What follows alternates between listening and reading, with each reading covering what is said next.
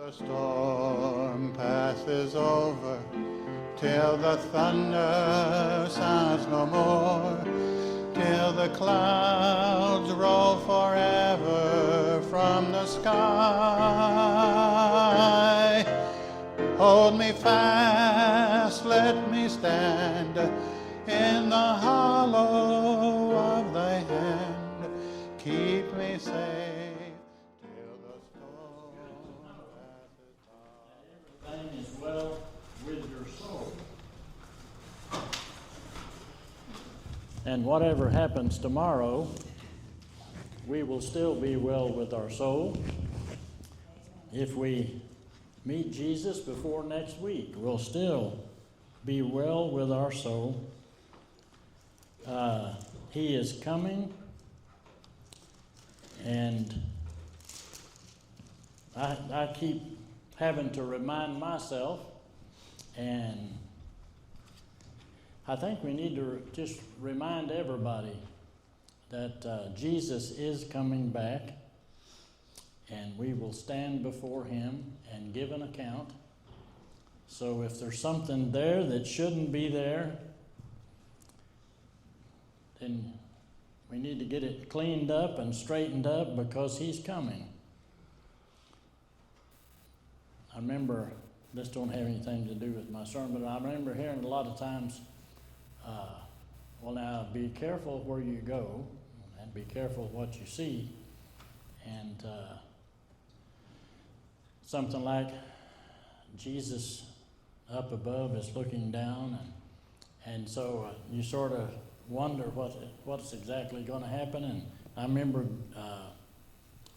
doing a lot of turning around and thinking, because I heard that all my life, be careful and be ready. Get ready and stay ready. There's a little story in Luke chapter 19. It's only 10 verses. It's a familiar story, and it's more than Zaccheus and the sycamore tree. There's a whole lot more there than just that. Jesus' reason for coming is found in those 10 verses. Salvation is talked about in those 10 verses. And several other very, very important things in that story that we've heard. Zaccheus, and an offshoot of that is Zechariah. So I probably said Zechariah about 20 times at Pittsburgh, meaning Zaccheus, because I say Zechariah a lot. But this is an interesting story, and the kind of unusual part for me, this is only 10 verses, and in a lot of commentaries, there's like 5 and 6 full pages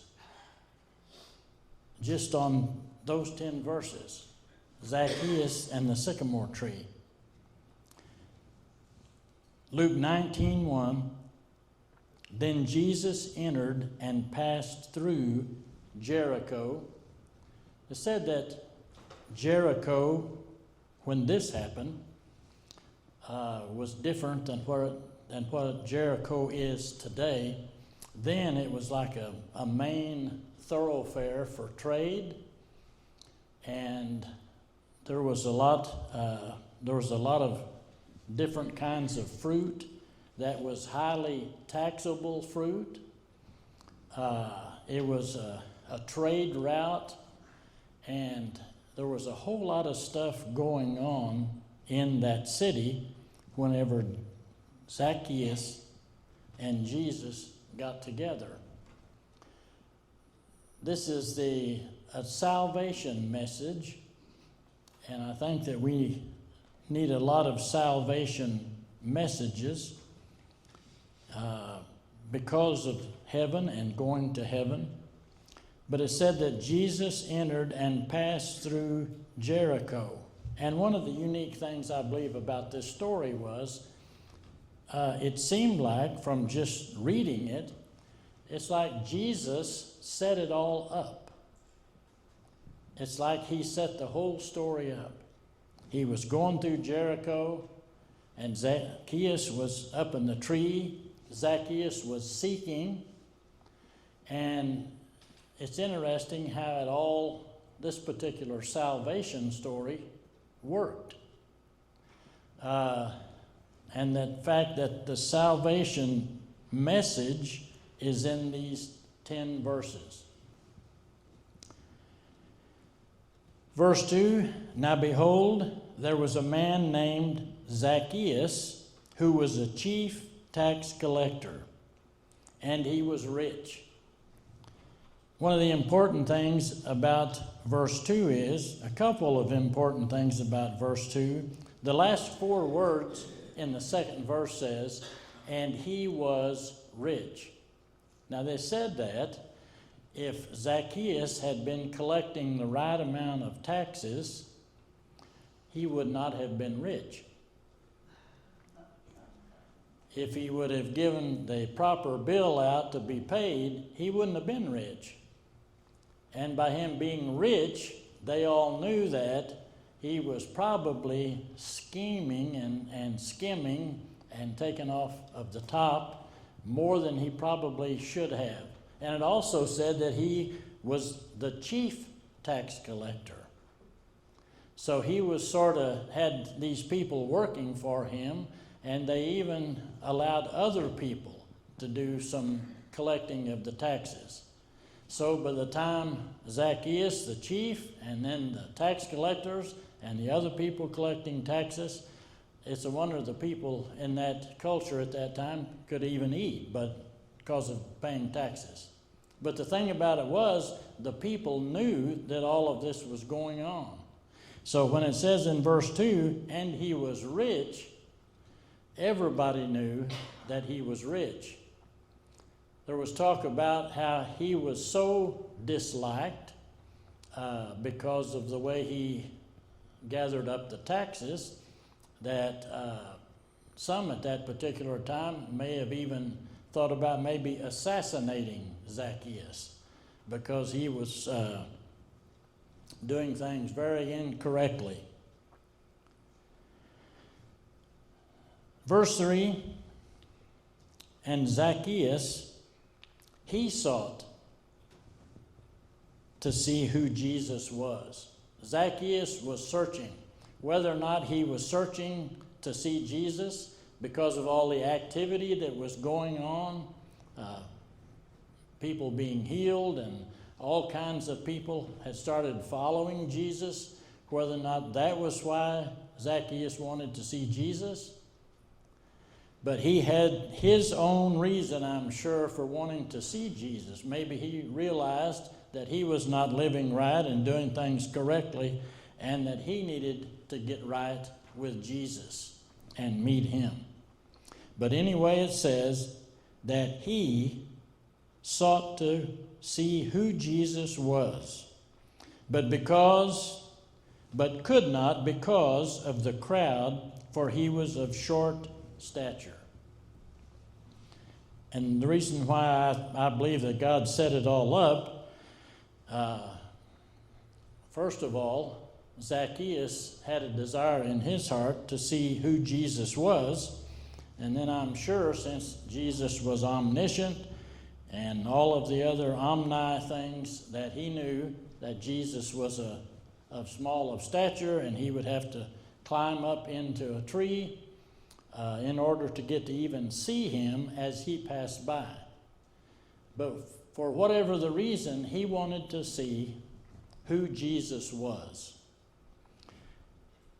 So, he said in verse 5, and when Jesus came to the place, he looked up and saw him and said to him, Zaccheus, make haste and come down, for today I must stay at your house.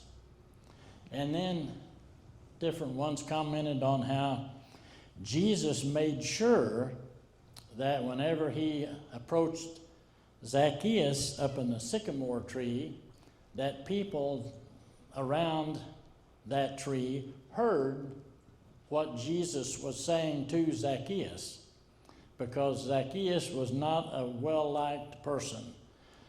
I never have known them to have the word scumbag during Old Testament times, but I believe maybe they would, if you'd see him today, Zaccheus would be one of a scumbag of sorts, I guess.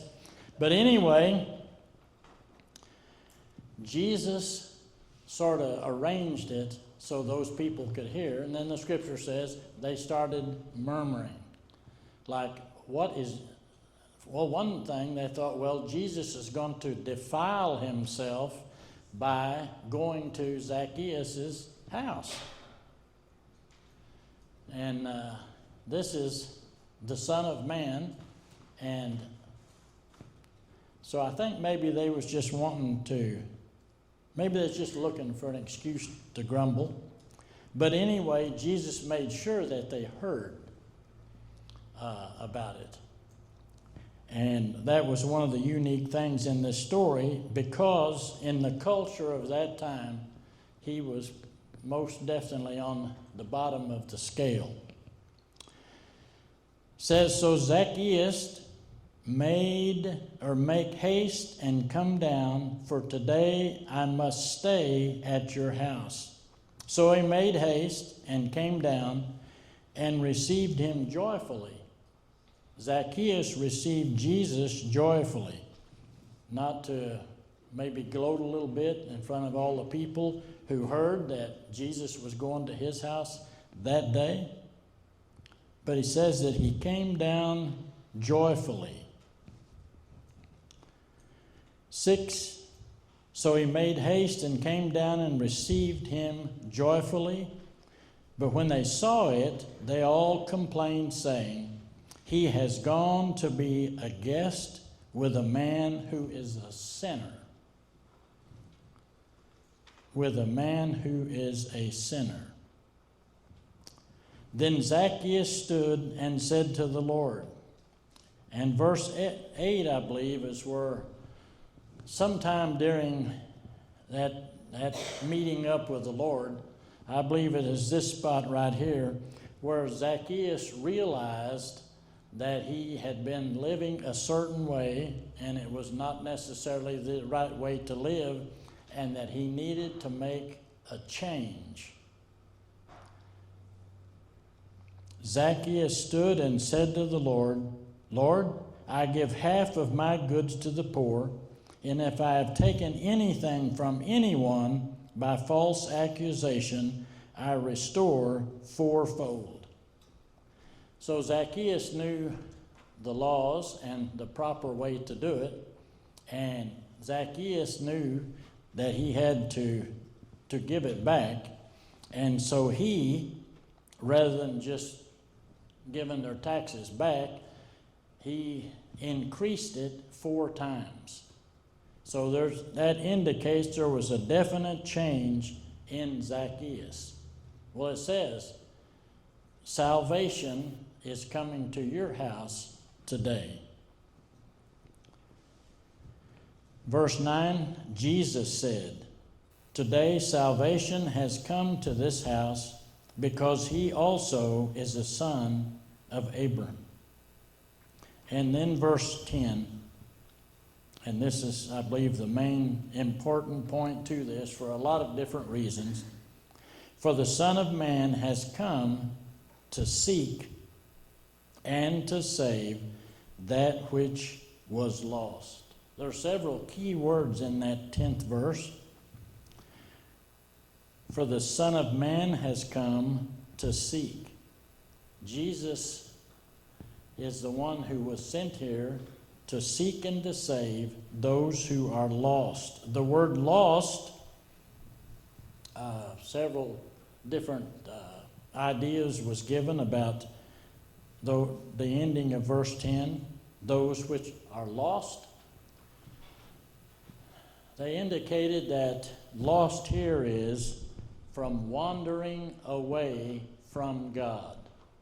Now, I don't know whether it's like whenever someone becomes a Christian and they invite Jesus into their heart, and they go to church and they do what is right for a long time, and then they start wandering off and willingly separate themselves and willingly put their life in a situation where they have wandered off from God.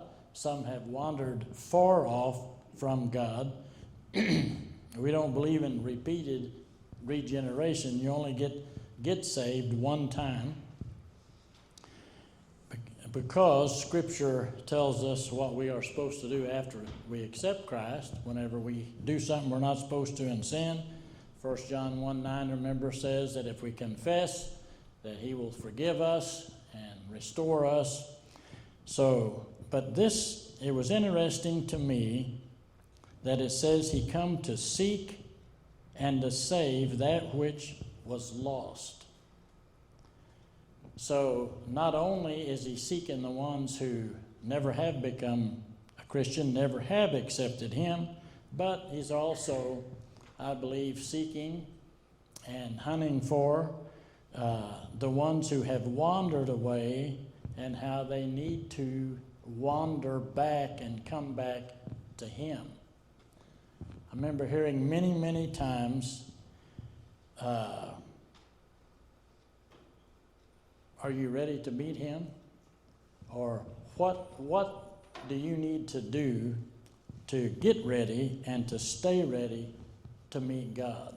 Because we don't know when He's coming. We don't know when He's coming for us. So that question, it's a very significant question. Are we ready to meet Him? And if not, we need to make sure that we get ready and then stay ready. I don't think we're required to live in a bubble, but thank goodness Scripture made a way for us human beings to get back right with Him. And there's a lot of important ways to do that. Is just ask Him for forgiveness, and we can include, Lord, just like Zaccheus here. He knew what he had done, and he knew what he needed to do to make it right.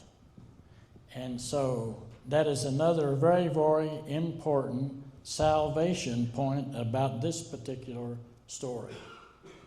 Other than him, wee little man was he, and went up in the tree and all that stuff. We used to teach that to the kids. But that's a way to remember this story. This was given, and I remember several different places talking about this story and other of these little stories like this that we have heard, and the way Jesus ministered whenever He was here, and the significance of these little sections, these little stories about people's life that can cause them to change where they spend eternity. This is a story here. And by just following what this says right here, could mean where we spend eternity forever. So it's definitely important. This story, like this one, and where we may spend eternity. There was a couple important things that from this, I believe, that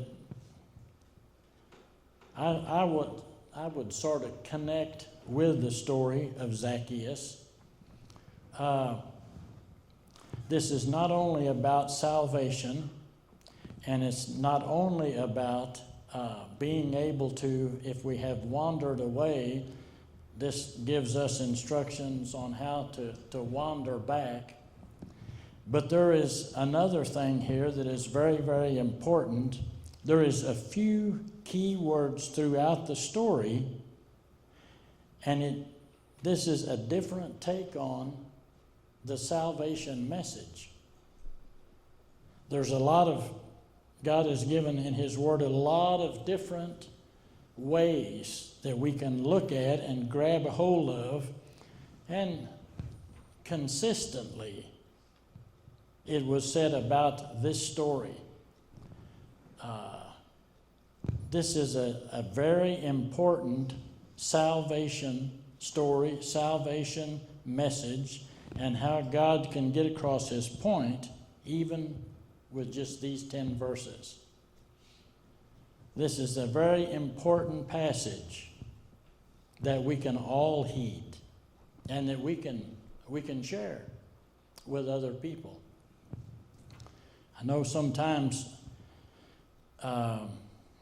folks say, well, I don't really know what I would say or how I would approach it if I had an opportunity to maybe share the story of Christ with them.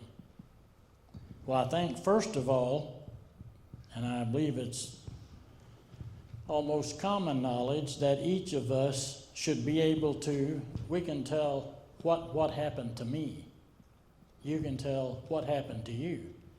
We may not know all the verses for the Romans Road or know all the verses, but I can tell what happened to me and how God changed my life. And I'm sure that you can too. We may not be able to give all of the details or answer all of the questions later, but we can tell what happened to me. And that is the starting point. Because sometimes people don't have a whole lot of time maybe to hear all of it. But maybe we get put in a jam. And I remember a long time ago, one of Reba's brother's children, he was just going to work one day out in Maryland, and he got hit head on by someone who had been drinking something that they wouldn't be. And one of our friends from Maryland, who was a captain in the Army, he just happened to be outside doing something to his house. Him and a friend was doing something to the house, and they heard this horrible wreck. And so he takes off to this truck, and did he find out later who it was? But this young kid in his 20s, because of the wreck and whatever, it's like he was suffocating, and eventually, just a few minutes later, passed away. But the guy, Reba's friend, got to explain to him really, really quick. And he just asked him, "Are you ready to meet Jesus?" I'm sure that he knew that his time was very, very short. And so he explained to him the real quick version just to make sure. And he somehow indicated to him, shaking his head and doing his eyes or something, I think, to let him know that I'm ready to meet Jesus. Well, when it come time for the funeral and the family, our friend got to go to the family, Reba's family, and talk to them and tell them and explain how he said that he was ready to meet Jesus. And then at the funeral, he also got up again and he went through the story for the family, extended family, that he accepted Christ and he knew he was ready to meet the Lord. So the person who done that, he didn't have time to go back and check the books and so on and so forth. That was the time to tell him.